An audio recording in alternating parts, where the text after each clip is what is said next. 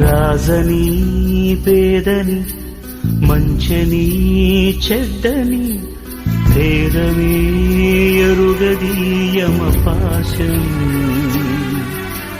కోట్ల ఐశ్వర్యము కటిక దారిద్ర్యము హద్దులే చెరిపెలి మరుభూమి మూటలలోని మూలధనం చేయదు నేడు సహగమనం మన వెంట కడకంట నడిచేది